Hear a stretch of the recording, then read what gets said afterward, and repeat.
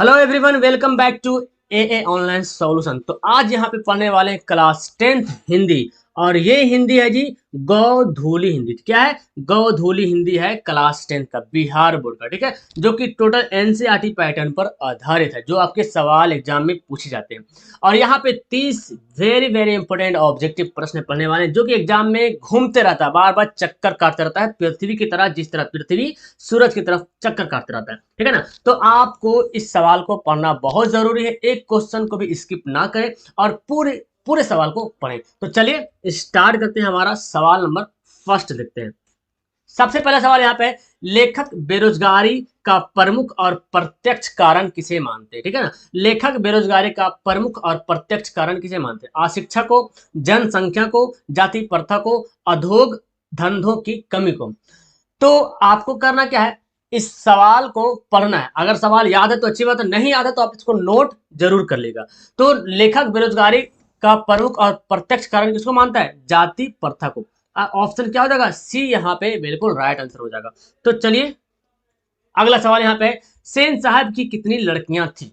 है ना, 3, 6, 5, 4। यानी कि बताना है सेन साहब जो कहानी है, उस कहानी में सेन साहब की कितनी लड़कियां थी? तो सेन साहब की 5 लड़कियां थी। यानी कि इस सवाल का आंसर क्या हो जाएगा? सी बिल्कुल सही आंसर हो जाएगा। और यही सब सवाल पूछा जाता है एग्जाम में, तो इसको पढ़ते रहे, रिवीजन करते रहे, याद भी हो जाएगा। ठीक है।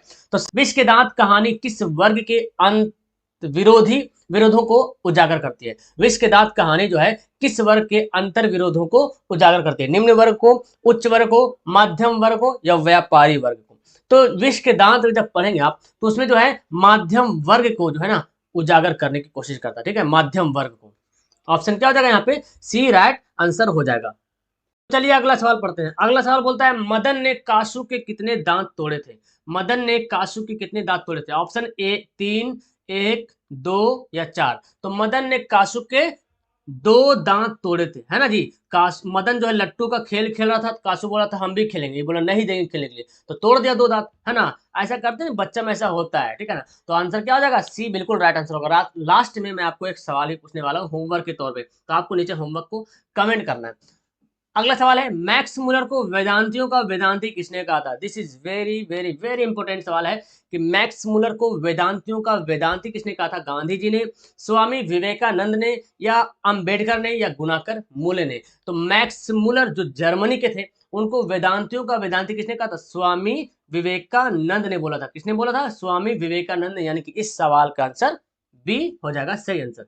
अगला सवाल है, सब पुराने अच्छे नहीं होते, सब नए खराब नहीं होते। यह युक्ति है, यानी कि ये जो लाइन है, ये जो स्टेटमेंट है, ये स्टेटमेंट किसने बोला, किसने कहा? This is very very important सवाल है, क्योंकि एग्जाम में बहुत बार टपक चुका है, और उम्मीद है कि इस बार भी टपकेगा, और आप भी इसको छोड़ना मत, टपका ही देना। ठीक है ना। सब पुराने अच्छे नहीं होते, है ना, सब पुराने अच्छे नहीं होते हैं, और सब नए खराब नहीं होते। ठीक है ना। ये कौन बोला था? विवेकानंद ने, रामकृष्ण परमहंस ने, हजारी प्रसाद द्विवेदी ने, या कालिदास ने? तो इस स्टेटमेंट को बोले थे कौन? कालिदास ने। यानी कालिदास जी ने बोले थे कि सब पुराने अच्छे नहीं होते, यानी कि पुराना अच्छा भी हो सकता है और खराब भी हो सकता है, और सब नए खराब नहीं होते, यानी कि खराब भी होता है और अच्छा भी होता है। ऑप्शन नंबर यहाँ पे डी। अगला सवाल है, अलग तक का अर्थ क्या होता है?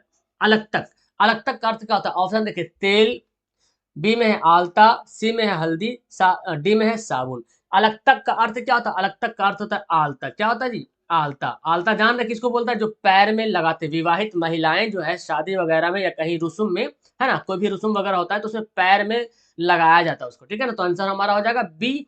अगला सवाल है, दधीची का दधीची की हड्डी से क्या बना था? है ना, दधीची की हड्डी से क्या बना था? तलवार बना था, या त्रिशूल बना था, या इंद्र का वज्र बना था, या कुछ भी नहीं बना था? तो आपको बताना है कि दधीची का हड्डी से क्या बना था, तो इंद्र का वज्र बना था। ठीक है ना। ऑप्शन यहाँ पे क्या हो जाएगा? सी बिल्कुल सही आंसर हो जाएगा। अगला है, सिद्धम क्या है? ये भी बहुत इंपॉर्टेंट सवाल है। सिद्धम क्या है? व्हाट इज सिद्धम? मंत्र है, या तो फिर सिद्ध योगी है, या साधु है, या एक प्रकार की लिपि है? जब नागरी लिपि पढ़ेंगे तो इसमें आपको मिलेगा ये सवाल। ठीक है ना। सिद्धम क्या है जी? तो सिद्धम एक प्रकार का नागरिक लिपि है। क्या है? एक प्रकार की नागरिक लिपि है। ऑप्शन नंबर डी हो जाएगा इसका बिल्कुल सही आंसर। अगला सवाल है, नागरी लिपि के आरंभिक लेख हमें कहाँ से मिलती है? नागरी लिपि के आरंभिक यानी कि शुरुआती टाइम के जो लेख है, हमें कहाँ से प्राप्त होती है? पूर्वी भारत से या पश्चिमी भारत से या दक्षिणी भारत से या उत्तरी भारत से। तो आप इस कहानी नागरी लिपि जो है चैप्टर है, अगर इसको आप पूरा पढ़ोगे ना तो बहुत ही मजा आएगा।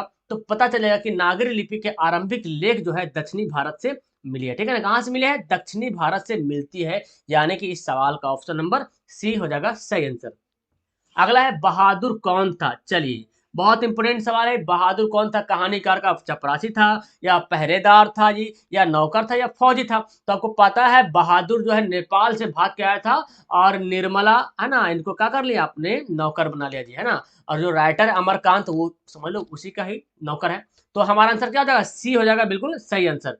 अगला है बहादुर पर कितने रुपए की चोरी का इल्जाम लगाया गया था? याद है ना वो वक्त जिस टाइम मैंने आपको पढ़ाया था कि बहादुर पर कितने रुपए का चोरी का इल्जाम लगाया था? कौन लगाया था भाई? तो जो कहानीकार के जो रिश्तेदार आए थे ना, वही चोरी का इल्जाम लगा दिया था कि मेरा 11 रुपया जो है चोरी हो गया। हो ना हो यही नौकर तो लिया होगा, क्योंकि नौकरों पे विश्वास नहीं करते लोग, है ना। तो उन्हीं ने जो है इस पर जो इल्जाम लगाया। अगला है रूस की क्रांति कब हुई? बहुत इंपोर्टेंट सवाल, ये हिस्ट्री में भी पढ़ने को मिलता है, 9 में पढ़े होंगे, है ना। और 10 में भी कहीं ना कहीं सवाल देखने को मिलता है कि रूस की क्रांति कब हुई थी? 1917 में, 1916 में, 1921 में, 1920 में। तो रूस की क्रांति कब हुई थी? 1917 में। याद रखो 1917 में रूस गई थी, है ना। रूस की क्रांति 1917, यानी 1917 में रूस गई थी। याद कर लो ऐसे ही 1917 में। ऐसे तो याद ही होगा, रटने की जरूरत भी नहीं पड़ेगा, है ना जी। अगला सवाल है भारतेंदु हरिश्चंद्र किसकी रचना है? दिस इज वेरी इंपॉर्टेंट कि भारतेंदु हरिश्चंद्र, है ना, किसकी रचना है? इसके लिखने वाले कौन है? भारतेंदु हरिश्चंद्र जो है उसको लिखने वाले कौन, उसके रचनाकार कौन है? हरिश्चंद्र है या गुणाकर मूले है या नलिन विलोचन शर्मा की है या डॉक्टर राम विलास शर्मा के हैं? तो देखो आपको सीरियल वाइज जब पढ़ाया जाता है, एक चैप्टर वाइज तो उसका आंसर बहुत अच्छी तरीके से दे पाते हो, लेकिन सवाल को जब इधर उधर से उलट पुलट करता है तो आपको माइंड लगाने की जरूरत पड़ता है। तो कहीं ना कहीं पता चलता है कि आपको क्वेश्चन को बार बार रिविजन करने की जरूरत है। तो पता चलेगा कि जो भारतेंदु हरिश्चंद्र जो है उसकी लिखने वाले कौन है? डॉक्टर रामविलास शर्मा, है ना, डॉक्टर रामविलास शर्मा। अगला सवाल है बिरजू कितने साल के थे जब उनकी पिता की मृत्यु हो गई थी? बिरजू महाराज, याद है ना, कथक डांस करते थे, कथक डांस, कहानी पड़ेगा, कथक डांस करते थे बिरजू महाराज। तो बिरजू महाराज जो है उनकी पिता का नाम बताना है ना, उनके पिता का नाम, आठ सॉरी उनकी पिता की मृत्यु के बाद, जिस टाइम उनकी पिता की मृत्यु हुई थी तो उनकी उम्र कितनी थी, है ना, उनकी आयु कितनी थी? 8 साल की थी या 9.5 साल की थी या 10 साल की थी या 7.5 साल की थी? तो जिस टाइम बिरजू महाराज के पिता की जब मृत्यु हुई थी तो उनकी आयु थी 9.5 बरस, है ना, 9.5 बरस। ठीक है ना, तो आंसर क्या हो जाएगा? ऑप्शन नंबर बी हो जाएगा। चलिए जी अगला सवाल पढ़ते हैं। बिरजू महाराज को संगीत नाटक अकेडमी पुरस्कार कब प्राप्त हुआ? है ना, बिरजू महाराज को संगीत नाटक अकेडमी पुरस्कार कब प्राप्त हुआ? 1965 में, 1968 में, 1970 में, 1972 में। ठीक है ना, तो बिरजू महाराज को संगीत नाटक अकेडमी पुरस्कार प्राप्त हुआ था 1965 में, यानी कि इस सवाल का ए हो जाएगा बिल्कुल राइट आंसर। ओके, तो चलते हैं अब नेक्स्ट सवाल की ओर। अगला सवाल है आविनियो क्या है? आविनियो क्या है? देखिए, रूस की राजधानी थी, है ना। आविनियो क्या, आविनियो में था, अच्छा, रूस की राजधानी या पोप की राजधानी या फ्रांस की राजधानी या इटली की राजधानी? तो बहुत इंपॉर्टेंट सवाल, ये सवाल भी आ चुका है और सवाल पढ़ चुके हैं। तो आविनियो ने एक फ्रांस की राजधानी थी पहले, जो है ना, आविनियो में फ्रांस की राजधानी थी, यानी कि ऑप्शन नंबर क्या हो जाएगा? सी इसका राइट आंसर हो जाएगा जी। अगला सवाल है अशोक वाजपेयी के पिता का नाम क्या था, है ना, अशोक वाजपेयी के पिता का नाम क्या था? ऑप्शन देखते हैं, रामानंद वाजपेयी या परमानंद वाजपेयी या कृष्णनंदन वाजपेयी या उज्ज्वलानंद वाजपेयी। बहुत इंपॉर्टेंट सवाल है यहाँ पे, ठीक है ना। तो अशोक वाजपेयी, जो आविनियो जो चैप्टर पढ़ते हैं ना, आविनियो, उसी के राइटर है अशोक वाजपेयी, ठीक है ना। और इसके जो पिता का नाम है परमानंद वाजपेयी। क्या है जी? परमानंद वाजपेयी। तो थोड़ा सा कठिन लग रहा ना, वहां से सवाल कहां से उठा के डाल दिया, किसका पिता का नाम पूछ दिया। तो यही तो होता है ना, आपको रिवीजन करना है बार बार कि किसका जन्म पूछ देगा, किसकी मृत्यु का डेट पूछ देगा, किसके पिता का नाम, तो आप कंफ्यूजन पड़ जाओ, क्योंकि यहाँ पे चैप्टर वाइज है नहीं, यहाँ पे मिसलेनियस है, मिला जुला सवाल है, ठीक है। चलिए तो अगला सवाल पढ़ते हैं जी। और हमारा अगला सवाल है संतु कांप रहा था। संतु एक नाम था, कहानी पढ़ोगे ना तो पता चलेगा। संतु जो है कांप रहा था, मछली चैप्टर है ना, मछली, उसमें एक संतु का जिक्र किया गया है। तो डर से कांप रहा था या ठंड से कांप रहा था या मछली देखने से या मार पड़ने से? किस लिए कांप रहा था? तो संतु जो कांप रहा ना, ठंड से, है ना? किस लिए कांप रहा था? ठंड से कांप रहा था। तो अब पढ़ते हैं जी अगला सवाल। अगला सवाल हमारा यहाँ पे है, संतु मछली लेकर क्यों भागा था? है ना? संतु मछली लेकर क्यों भागा था? बेचने के लिए भागा था, या तो फिर खाने के लिए, या काटने के लिए, या कुएं में डालने के लिए। तो संतु को मछली से बहुत प्यार था, वो मारना वगैरह नहीं चाहता था, खाना नहीं चाहता था, वो काटना नहीं चाहता, बल्कि उसे डायरेक्ट कुएं में डालने के लिए चाह रहा था, भागा था, मछली लेकर भाग गया था। मछली जो लाया था ना घर में, तो उसको लेके भाग गया था कहाँ? कुएं में डालने के लिए। तो इस तरह से इस सवाल का आंसर क्या हो जाएगा? ऑप्शन नंबर डी यहाँ पे राइट आंसर हो जाएगा जी। तो अगला सवाल पढ़ते हैं जी, नौबत खाने में इबादत। ये जो है चैप्टर है, ये क्या है? इसकी विद्या क्या है? ये ललित रचना है, या साक्षात्कार है, या निबंध है, या व्यक्ति चित्र है? तो नौबत खाने में इबादत, जब आप इस चैप्टर को पढ़ोगे तो पता चलेगा ये क्या है। ये ललित निबंध भी नहीं है, ललित रचना भी नहीं, साक्षात्कार भी नहीं, निबंध भी नहीं, ये व्यक्ति चित्र है। क्या है? व्यक्ति चित्र है। यानी कि इस सवाल का आंसर हमारा हो जाएगा option number D, right answer हो जाएगा। अगला सवाल है, अंतर्राष्ट्रीय अहिंसा दिवस के रूप में मनाया जाता है। ये सवाल बनता है, एक तो पढ़ते हैं अंतर्राष्ट्रीय महिला दिवस, लेकिन यहाँ पे अंतर्राष्ट्रीय अहिंसा दिवस, अहिंसा दिवस के रूप में मनाया जाता है। कब? 2 अक्टूबर को, या 5 अक्टूबर को, या 6 अक्टूबर को, या 7 अक्टूबर को? तो अंतर्राष्ट्रीय अहिंसा दिवस कब मनाया जाता है? 2 अक्टूबर को मनाया जाता है। अब आपका यहाँ पे मिलेगा होमवर्क, और इस होमवर्क को नीचे कमेंट में करना जाके, ठीक है ना?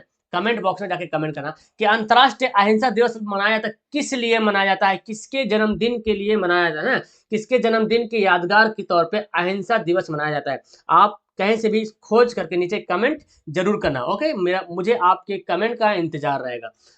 अगला सवाल है, महात्मा गांधी का निधन हुआ था जी, कब हुआ था ये बताना है। 30 जनवरी 1947 को, 30 जनवरी 1948 को, 30 जनवरी 1949 को, 30 जनवरी 1950 को? तो आपको पता है महात्मा गांधी का जो निधन हुआ था, 30 जनवरी 1948 को निधन हुआ था। नाथू राम गोडसे ने महात्मा जी को गोली मारे थे, है ना?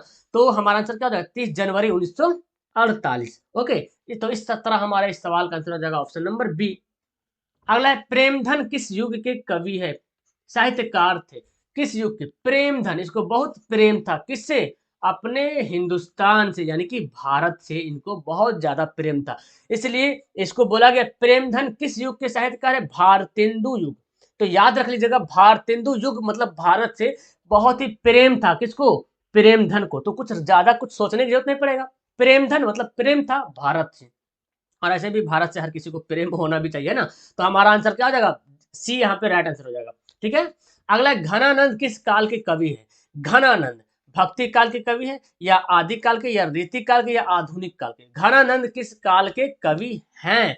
तो घनानंद जो है वो रीति काल के कवि। किस काल के है जी? रीति काल। देखो बोलते हैं बहुत रीति कहानी सुना रहे, मतलब बीती हुई बहुत पुरानी कहानी। तो घना से क्या पता चला? घनानंद एकदम जंगल घना घना है। और घना जंगल कब हुआ करता था? अभी तो, अब तो घर वगैरह बस गया, शहर बस गया ना, जंगल बहुत कम देखने को मिलता है। तो घनानंद जो है पहले जो है ना, रीति काल में घना बहुत जंगल बहुत घना घना हुआ करता था। तो इस तरह से याद कर लीजिएगा, मतलब एक नॉर्मल सा ट्रिक है, यूं ही बात अपना मन से जैसे भी याद कर लो, है ना। तो घनानंद किस काल के कवि है? रीति काल के। अगला है जी, कवि प्रेमधन के अनुसार भारत में आज कौन सी वस्तु दिखाई नहीं पड़ती? क्योंकि कवि प्रेमधन को भारत से बहुत ही प्रेम था, तो यहाँ जो है भारतीयता आज दिखाई नहीं पड़ती है। इस तरह से ये दोनों सवाल हमारा ट्रिक से याद हो गया ना जी, कि घनानंद को जो है, सॉरी प्रेमधन को जो है अपने भारत से बहुत प्यार था, इसलिए आज भारत में भारतीयता दिखाई नहीं पड़ती। जाहिर सी बात, जिसको जिससे प्यार हो जाएगा, मोहब्बत हो जाएगा, तो अब उसके विरोधी कौन है वो जरूर बताएंगे, है ना जी। तो प्रेमधन को भारत से प्यार था, इसलिए इनके विरोधी, इनसे नफरत करने वाले, या पहले जैसे भारतीयता नहीं दिखलाने वाले के बारे में बताया कि अब भारत में ना भारतीयता नहीं रहा, इंडियन नहीं रहा, है ना, दिखाई नहीं पड़ती है जो भारतीयता होनी चाहिए। अगला है, रसखान का मूल नाम क्या था जी? बहुत इंपॉर्टेंट सवाल।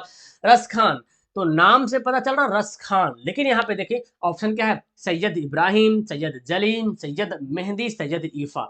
यानी कि यहाँ पे तो पूरा उल्टा दिख रहा है ना। रसखान यहाँ पे तो लग रहा कि कुछ नॉन मुस्लिम है, लेकिन इस नाम से पता चला कि ये कहीं ना कहीं मुस्लिम से ताल्लुक इनका है। तो रसखान का मूल नाम क्या है? सैयद इब्राहिम। तो पता चला यार रियल में इनका जो मूल नाम, जो रियल नाम इब्राहिम है, सैयद इब्राहिम, तो मुस्लिम ही होगा, है ना जी।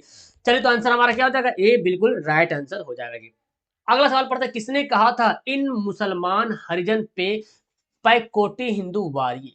है ना। ये लाइन किसने बोला था जी? इन मुसलमान हरिजन हरिजन होगा, पैकोटी हिंदू वारे निराला बोले थे, या भारतेंदु हरिश्चंद्र बोले थे, या रामविलास शर्मा बोले थे, या रामचंद्र शुक्ल बोले थे। तो किसने कहा था? ये कहा था भारतेंदु हरिश्चंद्र ने बोले थे कि इन मुसलमान हरिजन पैकोटी हिंदू वारिये, यानी कि जो मुसलमान जो हरिजन मतलब क्या समझते हैं? हरिजन मतलब एकदम एकदम क्या बोलते हैं, निचला जात की समझ लीजिए, है ना। तो बोला जाए उस पे जो जो हिंदू जो है वार हो रहा, मतलब कोटि कोटि वार, कोटि कोटि कुर्बान हो जा रहा मदद करने के लिए, सहायता करने के लिए, इस तरह से बोला गया।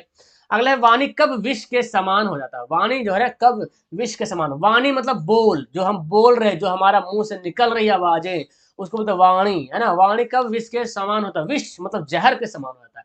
राम नाम के बिना, तीर्थ यात्रा के बिना, ज्ञान के बिना, इनमें से कोई नहीं। तो इस चैप्टर में बताया गया कि वाणी जो है राम नाम के जो है बिना जो क्या होता है? विष के समान। अगर आपके मुंह में राम नाम का नहीं है तो फिर आप विष के समान, आप जो बोल रहे हैं वो विष के समान। कहने का मतलब यहाँ पे कि जो राम ने, जो भगवान है, उन्होंने जो बातें बताई, अगर उन बातों को आप फॉलो नहीं कर रहे हो तो जो आपने बोल रहा है उसके अलावा कुछ और बोल रहे हो तो समझ लो वो विष के समान है। मोटिव तो यही निकल रहा है ना जी। अगला सवाल है तलवंडी। गुरु नानक जी का यहाँ जन्म हुआ था तलवंडी। अब बताया जाता है ये वर्तमान में है कहाँ? ये पाकिस्तान में है, या भारत में है, या अफगानिस्तान में है, या तो फिर चीन में है जी। तो तलवंडी कहाँ है जी? तलवंडी पाकिस्तान में, ठीक है ना। नानकाना साहब, पाकिस्तान में तलवंडी है, तलवंडी में एक जगह नानकाना साहब, क्योंकि वहां उन्हीं का जन्म भी हुआ था, ठीक है ना। तो हमारा आंसर क्या हो जाएगा? ए यहाँ पे राइट आंसर हो जाएगा। इस तरह से हमारा 30 सवाल हो गया है खत्म।